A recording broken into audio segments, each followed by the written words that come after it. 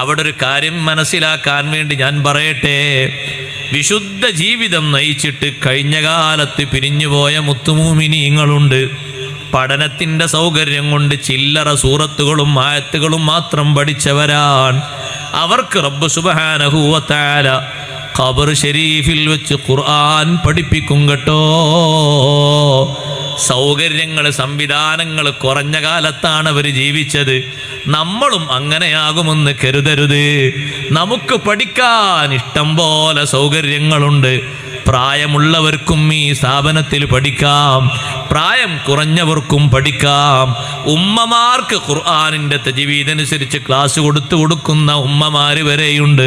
പക്ഷേ ഉപയോഗപ്പെടുത്താത്തത് നമ്മുടെ വിമുഖത കൊണ്ടാണ്,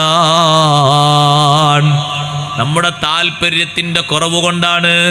65-കാരനൊന്ന് ചിന്തിച്ചു നോക്കട്ടെ, ഇത്രയും വയസ്സായിട്ട് ഒരു വട്ടം പോലും ഖുർആൻ ഒന്ന് നേർക്കോതി ഖത്മു തീർക്കാനുള്ള കഴിവ് നേടാത്ത ഞാൻ ഈ ദുനിയാവിൽ എന്തിന് ജനിച്ചു, എന്തിന് ജീവിച്ചു? എനിക്ക് അല്ലാഹു ജീവിതത്തിൻ്റെ മുഴുവൻ സൗകര്യങ്ങളും തന്നു, എല്ലാ സംവിധാനങ്ങളും അല്ലാഹു ഒരുമിച്ച് കൂട്ടിത്തന്നു. അല്ലാഹു തആല പഠിക്കാനുള്ള മാധ്യമങ്ങൾ തന്നു.